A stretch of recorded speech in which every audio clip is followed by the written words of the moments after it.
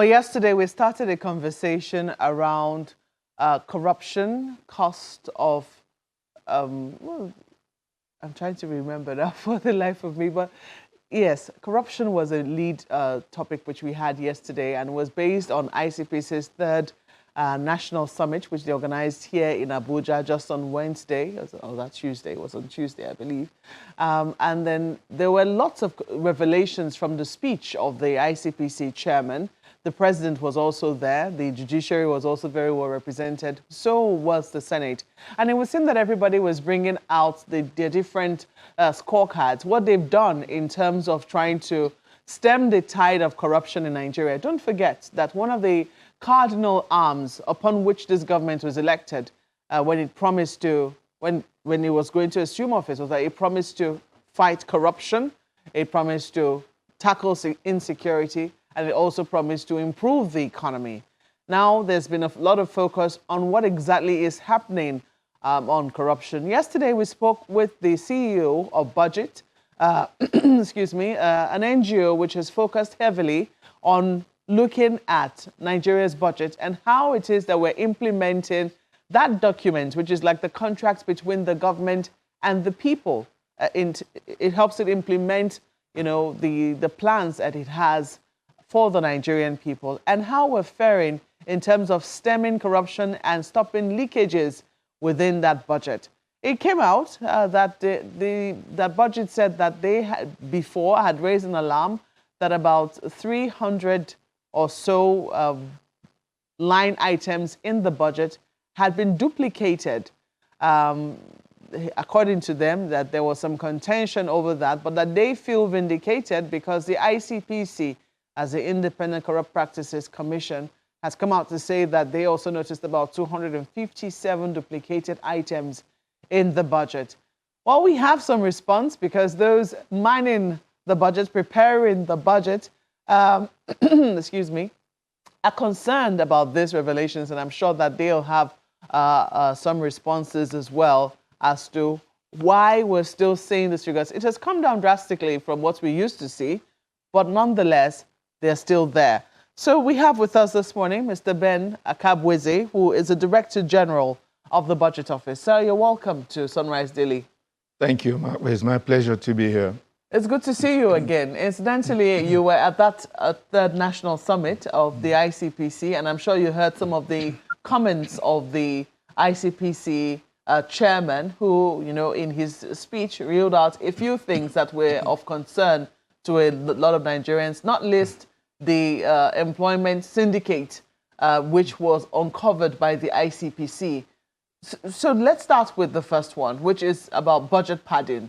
For a lot of Nigerians, this is something that used to, you know, come up every time we talked about the budget. Is it still in existence, budget padding? Well, first of all, it depends on what you mean by budget padding. I think that term, budget padding, is one that I think trips Nigerians, and they've fallen in love with it. Until 5 years ago, that term didn't exist in our budget lexicon in Nigeria. In 2016, there was the exposure that people had essentially both at the level then of the budget office and the National Assembly at different stages of the budget process, that people had introduced projects into the budget that were not approved.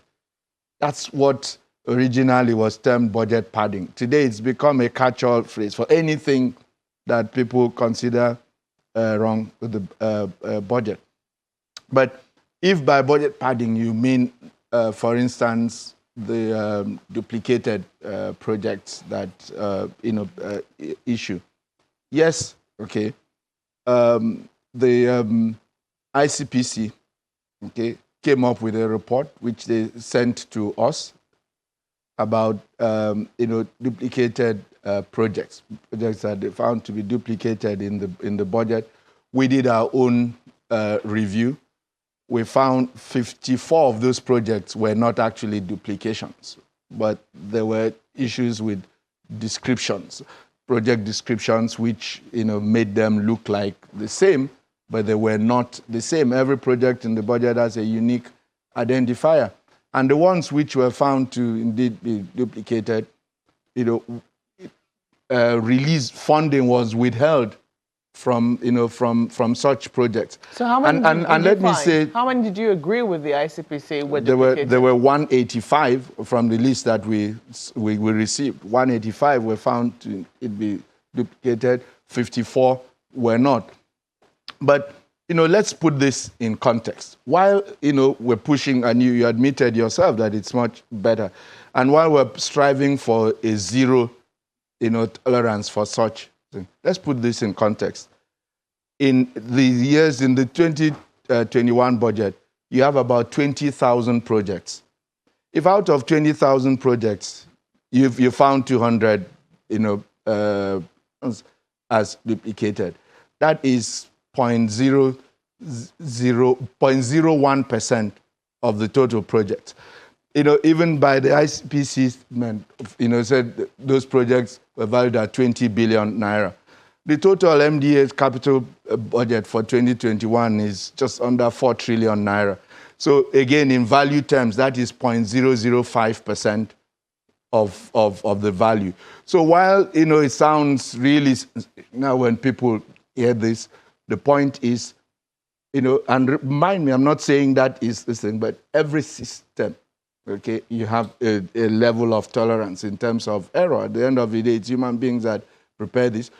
Some may be erroneous, some may be willful, duplication. But the important thing is that, there is a self-correcting mechanism.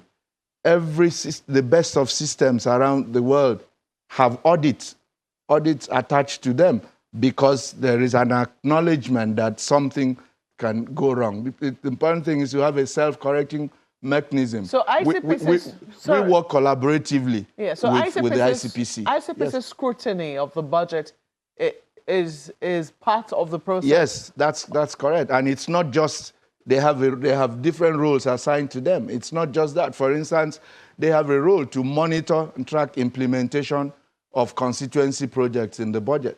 So they have it's part of government self-correcting mechanism. Well, they have expanded that mandate now to not just constituency projects, so also executive projects. No, I understand. I said, for example. Okay, for example. They have that. They have that as a specific mandate, and some of these they're not exclusive mandates. So, for instance, the mandate to review constituency projects, the Ministry of Special Duties also has the same mandate. So again, these help when you have multiple agencies reviewing these things. In terms of how the budget is prepared, the budget isn't uploaded on the system by the budget office personnel. What we do is we take the resources when we determine the amount of resources that are going to be available for the every fiscal period. These resources are further broken into individual ceilings for MDAs based on the underpinning government development plan, based on government's priorities for the period. And every agency has a ceiling that's for their expenditure. From their offices, they go on and upload their budget onto the budget preparation system. What the budget office personnel do is then go into the system and review what they have uploaded for consistency with plan, for conformity with the guidelines laid out in the budget call circular. And in that process, if 100 guys are reviewing 20,000 projects, if they miss the spot education of 200, this thing, I'm not sure that it runs all of the thing, especially when there is a self-correcting mechanism to ensure that. In fairness to your office, I do know that in the conversation we had with budget yesterday, they were very particular that in fact indices of transparency have improved. That there seems to be more processes through which all of these things can be caught. In fact, they admit that their work has been made easier because they can easily go online and check a lot of these things. And that's because of the processes that government has put in place. However, the missing link for them is accountability. You talked about how when these things are discovered, that funds are withheld. Is that where it stops? Well, you know,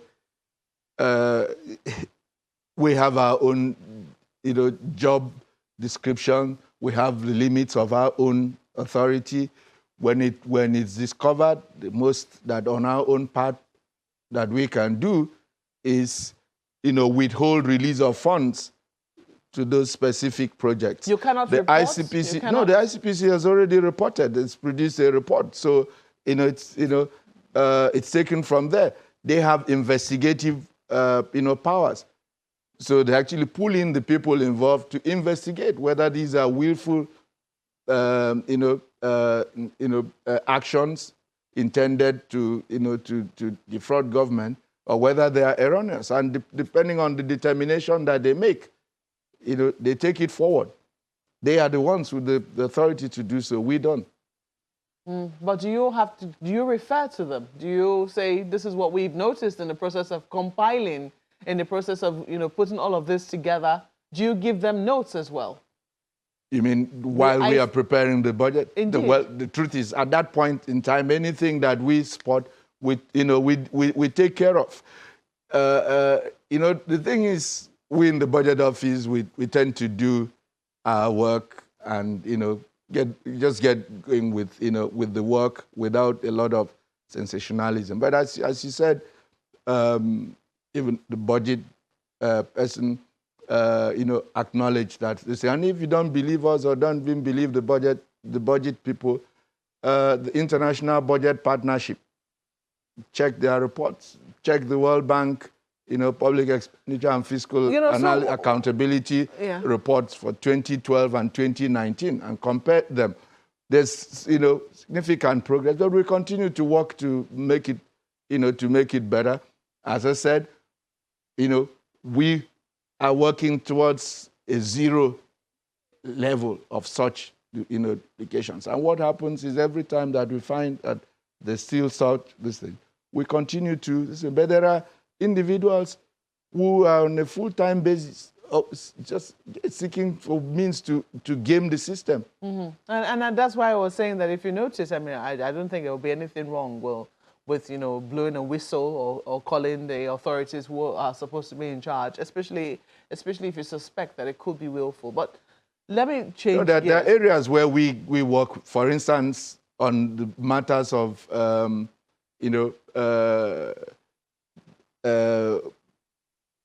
illegal recruitments and whatever like this. When we do our review and spot this thing, we scream, and they take it from there to actually then follow through with the people who have committed such infractions. Illegal recruitment is another kettle of fish, and I'll come to that in just a moment.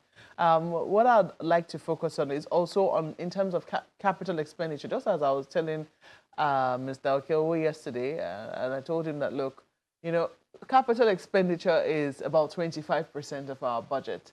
There's a whole lot going on with recurrent expenditure, and it would seem that we'll need four different organizations like budget to be able to, scrutinize our entire budget and to be sure that we're truly getting value for money.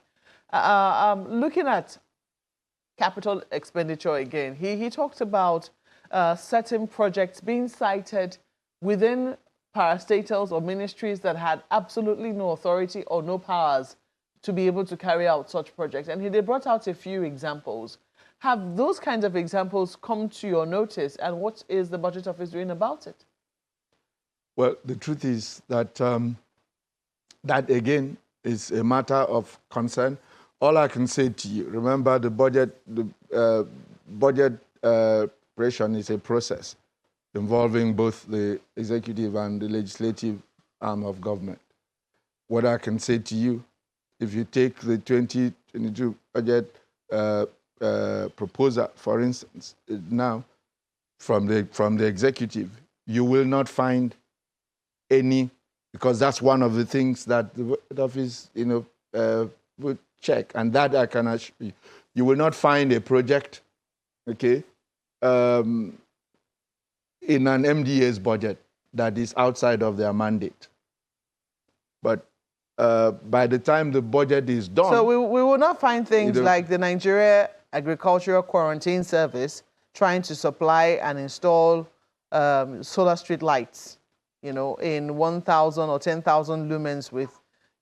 Well, they're giving description of this. You will not find things like the National Agency for Great Green Wall, you know, concerned with provision of street lights.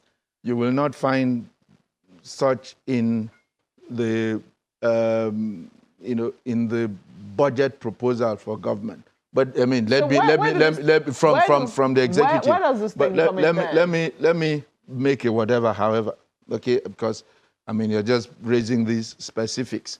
If you take the Great Green Wall, you'll have to be, if, you know, in a particular locality, when you say, for instance, the agency, the Great Wall, doing a solar project, it's not the staff of whatever there.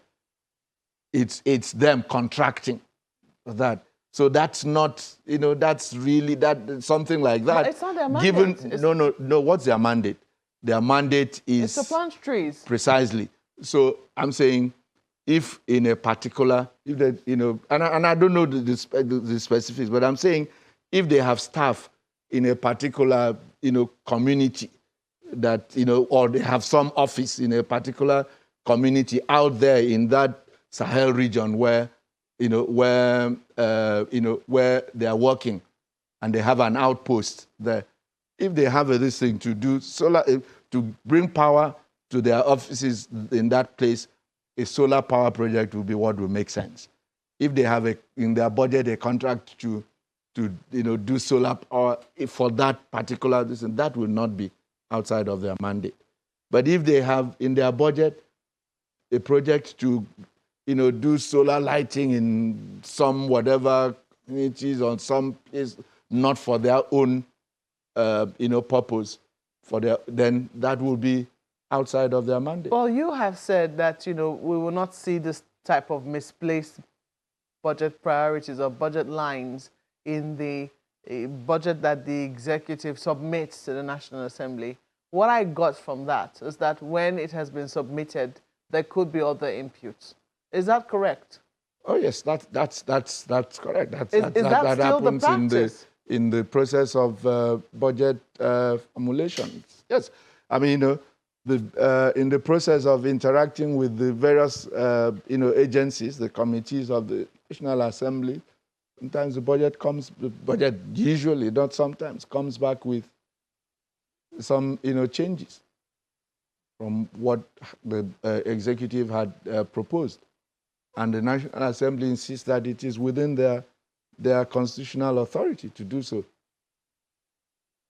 Okay. But it's something around which we continue to engage to make sure that even when that happens, things like, assigning projects to agencies that are outside of their mandate does not occur. Let us go to Lagos now. Here my colleague has questions for you. Ayo. Thank you, Malkwe. Well, Mr. Akabueze, I recall at some point, not too long ago, just last month, you said something that you said, before, over and over again, that Nigeria's government expenditure is among the world's lowest. And you talked about it's across board, federal, state, and local government levels. So on the one hand, government has a challenge of revenue, because even raising more revenue to increase the budget lines that you have talked about is quite a challenge. But when one finds that, such little things as little as 0.01% of a budget is being subverted, so to speak, it will definitely give one concern, especially since you said that, the Budget Office also found 158 such budget lines duplicated. It is significant in the eyes of some people. So the question then is, and I think my colleague certainly asked this question, are the people who are found, to have imputed those things whether erroneously or deliberately, just as you have also said, are they going to be called to question by the budget office or by the ministries, departments, and agencies where they work and that infraction was committed? Well, I don't know what you want me to say again about that. I have said that, you know, at the level of the budget office, what we do is withhold funding from such projects. And therefore, to that extent, it doesn't create the sort of problem that you alluded to, misuse of the limited resources. As to the discipline of those people, that's not, that's outside of our own you know, that's outside of our own responsibilities. We look to the day where we have, the structure of the budget office, where the budget office can actually deploy its own personnel across the MDAs, just like the Office of the Accountant General of the Federation deploys accountants across all the MDAs, and so it can hold them directly accountable. The staff who are involved in preparing these budgets in these MDAs are not accountable to the budget office. They don't, or to us. So, we have no line of responsibility to discipline them.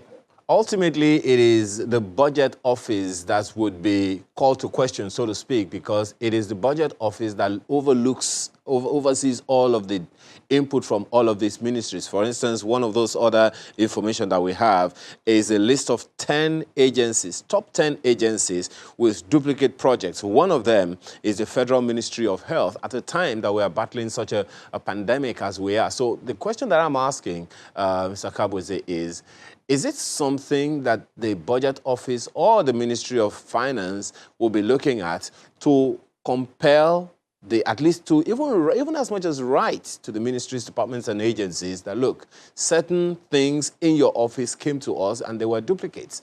It's just an idea that maybe this will also discourage other people with such intentions, as Mr. President has said, to desist going forward. It's gone even beyond writing them. The ICPC chairman said they were investigating the individuals concerned. And where people are found to have been culpable, to have willfully, for instance, the case for Ministry of Health, we don't know. It seems it was particular, an agency under Ministry of Health, where it seems like, it was a wholesale, whatever, replication of a band of projects, and the officer is claiming that it was a copy and paste situation, where in the process copied and pasted, and then, erroneously copied the wrong whatever and pasted it, and it was duplicated. We don't know. Those are the things that the investigation will reveal. So all I'm just saying is, once you see education, don't presume that somebody has, done so with intent to be fraudulent. Because in any case, they know that, in the past years now, we have made the system such that budgetary releases for capital are not done lump sum that you can apply as you please, but are done project by project, they're project specific, they're tied to specific projects. So even if at the point of release, some infraction was found, release will be withheld from such a project. Akabueze, you've also talked about, as I said earlier, you have mentioned this a number of times, that we have very low revenue for our projects, both recurrent and capital, and a number of people, significant number of people, are complaining about the huge borrowing that we've been making over time. Some say, how sustainable can that be? So at the time that we're battling with low revenue and high debt burden, there are those who are concerned about the debt servicing bill on its own. Is there anything that we can do to reduce the debt burden that we have and shore up the revenue in a way that it is not going to be more burden on the people?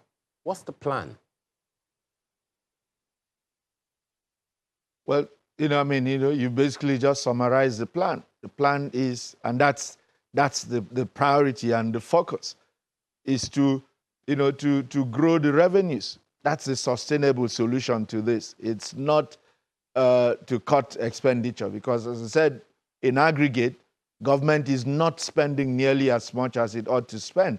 So on the expenditure side, what we need to do is to focus on increasing efficiencies, making sure that the limited resources are going to priority areas, that there's value for money for the expenditure, but not to cut the aggregate expenditure. That will be interest to the economy at this point in time. And therefore, if that is the case, then the only sustainable solution for us is to grow the revenues. And that's basically, if you ask us on the fiscal side, what our priorities are, we'll say number 1, grow revenues. Number 2, grow revenues. Number 3, grow revenues. Well, a number of people will be asking how that will happen without it coming from their pockets even more. But we'll discuss more of that when we return from this break. Just stay with us.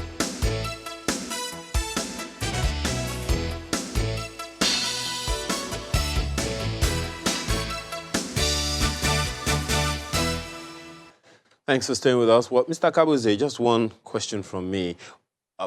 Budget performance has been a concern, even to the president, in one of his recent speeches, where he talked about the fact that the assumptions weren't met as significantly as government expected. Is there any likelihood that such will occur again in the budget that we're proposing for the year coming?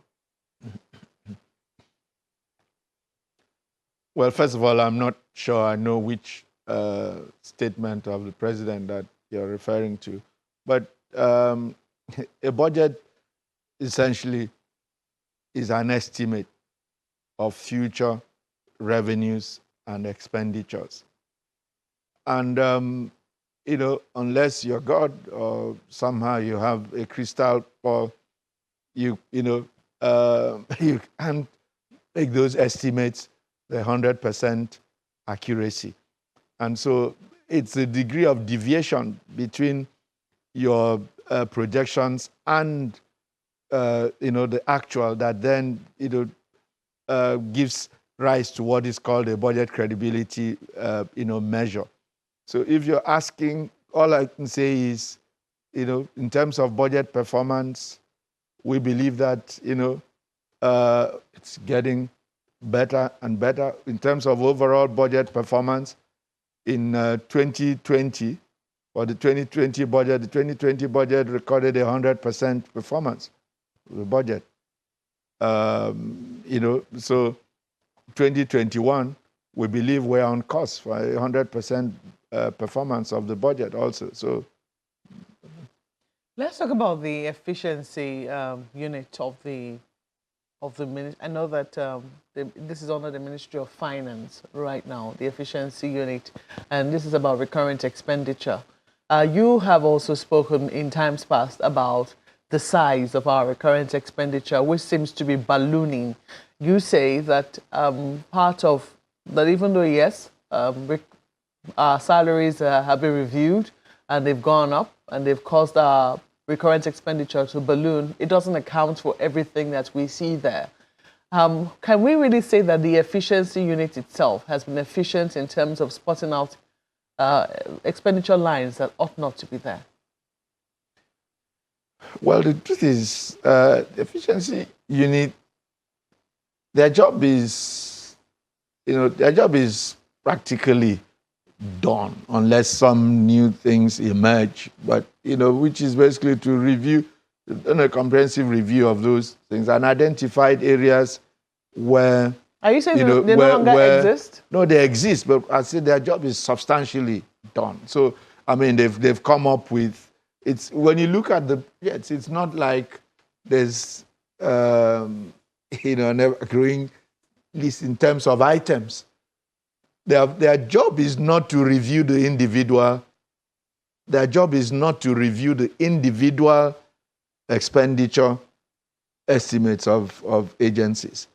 Their job is to review the nature of the expenditures. So they can look at travel, for instance, and say, why should we, be spending this, this much on travel? So in the year that and by the way, the reference that the SGF made to certain items accounting for 60%, I think I noticed that in the reporting, people, omitted the time that was situated in a time. He said over a 3-year period from 2012 to 2015. Okay, so when the efficiency unit did that review in 2016, they found that those particular lines that were so heavy in there required, stringent scrutiny. And so they started looking at it, and that gave rise to specification of limits. For instance, how much agencies can spend on, refreshment at meetings and stuff like that. So they put out guidelines like that. How much is allowable for travel? What sort of arrangements could be made? When they looked at it, for instance, they found in one particular year, so much money had been paid to a particular airline on foreign travels. And when they engaged with that airline, it was found that if government took the approach of procuring tickets as government, rather than individuals showing up to buy tickets, government could negotiate, a discounted rate for tickets for its personnel. And so they put such up as this is the way going forward. So that's the kind of work that the efficiency unit does. Efficiency unit doesn't go around, reviewing the, expenditure. There are just a handful of individuals in the expenditure in the efficiency unit. Okay, so tell us then, what then accounts for the rest of the, figures which we now see in our recurrent expenditure, which is not about personnel costs, but which continues to feature in our recurrent expenditure in such a way that it makes it very heavy? Well, I mean, we've had double-digit inflation for the last 6 years. So you will expect that, costs, whether it is for, diesel, that these agencies need to run their offices, whether it's for travel, so inflation is a factor in the growth in recurrent expenditures. And even in your own organization, I'm sure that your recurrent expenditures, continue to grow. What we've done is to try and keep it, keep a lead on it. In aggregate, except allowing for new agencies, there has hardly been a growth, any growth in the aggregate overhead budget. Because when we talk about recurrent expenditure, it's that component of it called overhead. That's what really, around which you have this flexibility to try and control, since the bulk, which is personnel costs, at the policy level, government has determined that it's not going to retrench anyone. And you cannot then, and government also wants to be able to pay people some decent whatever, and that's why it had to review the minimum wage. So from where you sit as DG Budget, when you look at our budget lines, when you look at our aggregate, both for capital and recurrent, are you saying that we're totally at an efficient stage in terms of our budget preparation and even perhaps maybe implementation? No, we're not. Okay. What are some of the challenges we would like see? to see a lot, a much higher. First of all, up until 2016, there was the government had no policy around, there was no policy and there was no law mandating you to spend any proportion of the budget on capital. In 2016, we came up with a policy to say, going forward, we will allocate at least 30% of the budget to capital. So that's a good starting point, given where we were coming from. Okay, so the thing then is to ensure that you continue as you succeed in growing revenues, that the incremental revenues are deployed more towards the capital budget so that it keeps going. So if you look at our 2022 budget proposal, for instance, the capital component is 32%. Okay, so you keep doing that. But let me make this point also. Not all recurrent spending is bad. Because I think there's a general perception that once you call it recurrent, then it is bad. If you look at the recurrent budget, the biggest contributors to the recurrent budget are ministries of defense, education, and health. Okay, but in these areas, so the salaries of the military personnel, the cost of their operations and whatever, all of that is recurrent spending. Is it needful in our current circumstances? Absolutely. If you look at the budget for Ministry of Health, the ratio of recurrent to capital for the Ministry of Health will be like 5-1, because the doctors and other medical personnel across the hospitals have to be paid. The consumables, keeping the hospitals, cleaning, all of that have to be. These are recurrent spend. Same with education. Okay. However, the truth is, and these are empirical, based on empirical studies. 1 naira spent on health, okay, if properly spent, delivers a higher return on investment to a country than the same 1 naira spent even on building a road. So we know that. So the notion that once it's recurrent, it's bad. So you need to strip down the recurrent. The problem is trust. That's where we currently are at. Ensuring that, trust comes back into the system. Because, just yesterday, again, the CEO of Budget gave an instance about how, I think about 200 billion or so was meant for, I can't remember the exact figure he quoted, but something pretty modest was meant for the development of all the unity schools in Nigeria. And then something utterly ridiculous, about 300 million or so was meant for building a gym at the headquarters of, say, the Ministry of Education.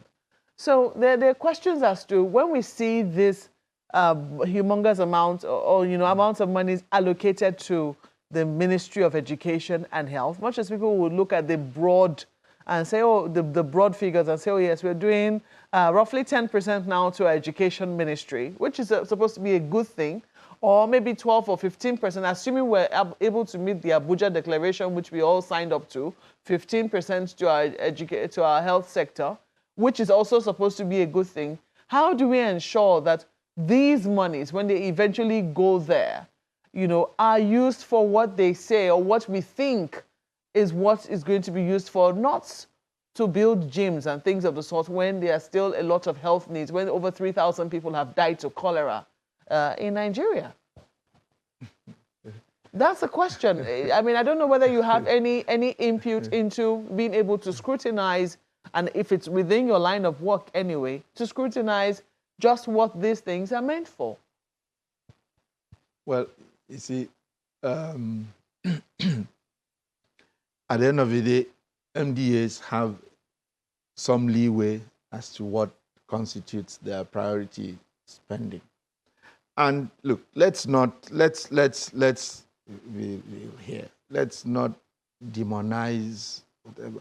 See, do you believe that a gym in a workplace is helpful to keeping the people who work there, especially if they work long hours in the office, to keep them healthy? Many private companies. I'd love a gym in my office. Perhaps they have in your own. Akabueze, I don't know. I would love a gym in our office, and yes, some sporting facilities is good. However, Yes. when you look at it, priority, I think, is the key word here. Yes. When you look at, what we have as needs, as a people. Yes. And when we look at what, we're currently spending money on, there are gaps. And we must admit that there are gaps. You don't agree? I do agree. But, that's my starting point. Okay. And I said, these things we keep, we keep pushing to make things better. But all I'm just saying is, let's not make it, sound like it's something really. 300 million naira might sound like a whole lot of whatever. But in terms of the needs of the education sector, and just doing a straight whatever comparison with Unity schools. The government has been budgeting and spending money on Unity schools for decades, every year, and it's a significant portion of the budget of the Ministry of Education. If in 1 year, and that's a one-off thing, they decide that perhaps their staff did long hours are falling off or knocking off the job and it's affecting productivity, and a one-off intervention, let's do a gym. They're not going to be building a gym every year.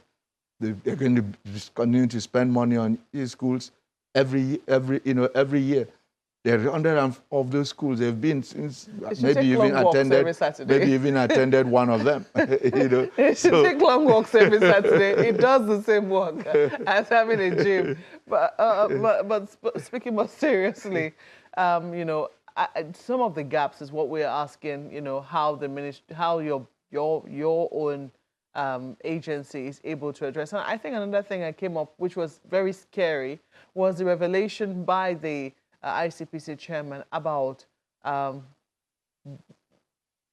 illegal recruitment, that people were illegally recruited. They had even certificates, or how would I put it now, recommendations, fake recommendations allegedly from the office of the chief of staff to the president.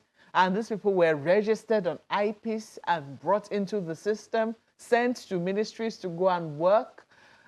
And all of this, we don't even know. I mean, because these people were, I don't know, they were found somehow. But we don't know that we have been able to find all the people who carry out this illegal recruitment. So there are questions as to whether we're really paying the people that that the Nigerian people agreed to employ. Well, you're right. And that's why I say that every system basically has self-correcting mechanisms. And at the end of the day, it's human beings. And as I said at that summit, when you have collusion across, different levels that are supposed to check, what each other is doing, it's easy for that to do. But the question is whether there is something for the system to pick it up. Every year, for the personnel budget, the budget office keeps the nominal role of all the agencies. The personnel cost budget for agencies is not a lump sum. It's built up person by person for all of the agencies, and we keep that record. So what happens is when, in the subsequent period, we see a nominal of people who are being paid, we match it off with what we have. And that's how we flag that there's been this number of people added, because we don't have any record that those were properly, there was proper approval for their recruitment, because we will know, because we're part of that process. So we flag it and we throw it up.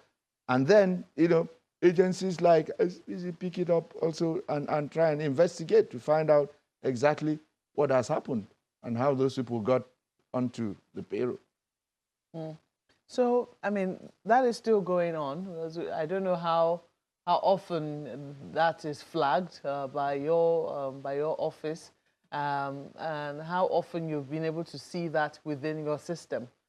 Do you want to shed a little more light on how often that has happened? Whether we should still expect more flagging, or, Well, as long as there are human beings who in the system, there are people desperate to get jobs and are willing to pay and whatever, and for it.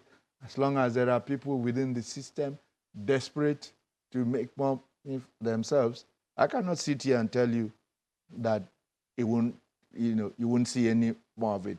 All I can say to you is that the system exists to spot it when it happens, and to be able to catch it and self-correct and to do something about those people. Just quickly, I just wanted you to speak to an example of an agency that used to be, one that was constantly gulping money, to one that is now producing a surplus, JAM, for instance. I don't know whether there have been, perhaps an audit of all other agencies which we believe could be self-sustaining to be able to produce a surplus as well. Because I'm sure that if you had asked before now if JAM could produce a surplus, there would have been 1,001 excuses as to why it couldn't produce a surplus. But now that we see that it is possible that an agency can actually produce a surplus, have we been able to sit back to say what other agencies are capable of doing this? Perhaps we should challenge them in this regard. Have there been thoughts around there? Well, I think I need to, clarify what exactly the situation is, with respect to JAM. And my friend, Professor Lode, has done an excellent job. But first of all, it is not correct that I'm producing a surplus. Because when you say a surplus, it means you're producing generating monies over and above your revenues. The costs, JAM's costs, their staff and all of those are still paid for by government. Mm-hmm. Okay? And so if you take the aggregate of the revenues compared to the aggregate of their costs, it's not a surplus. However, what has happened is that, their costs having been borne by government, the revenues that they generate from their activities in the past, okay, the some individuals in those in the organization would find a way of spending them on items that were not appropriated in the budget. And what Prof has done is put an end to that. If government has borne our costs, if we generate these revenues, if we net out the costs that is directly attributable to the conduct of the exams and whatever, the excess, the surplus over that, which by government's fiscal regulations is supposed to be remitted to the Consolidated Revenue Fund, that we will make that remittance. That's basically what has happened in JAM. So are we saying that have we been able to look at other agencies that are capable of doing that? That's the question. Yes, and if you look at the budget for into 2022 for such agencies, we're not even going to leave it to we're not going to leave it to chance. We now have the capacity from the Office of the Accountant General of the Federation to go into those agencies' accounts. Can you give us as those examples? No, if you take, for instance, we've started starting with the government-owned enterprises, and that's why this year we're going to top 1 trillion naira in revenues from the surpluses pulled back from the government-owned enterprises. Because now, unlike in the past, when we wait for them to be able to render accounts and remit what is due, now the Federation goes in on a monthly basis to pull out what is due. And so that process is going to be extended now beyond the due is to all of the agencies of government that generate IGR. You still haven't given us an example. I mean, like a name, more specifically, government-owned enterprises such as? Government-owned enterprises include, NPA, NIMASA, FAN. You want more examples? There are 63 of them captured in the budget. You want the list of lots of mails already on your on your appearance. Even a few of them have questions, which we're totally out of time to take now. But I guess you'll always come back again because matters around our budget are never ending. We have to thank you for coming on this morning. Dr. Ben Akabueze is the Director General of the Budget Office and has been telling us just how the budget preparation goes and some of the controversies that have arisen as a result of budget preparation. Thank you so much for coming on Sunrise Today this morning. It's my pleasure.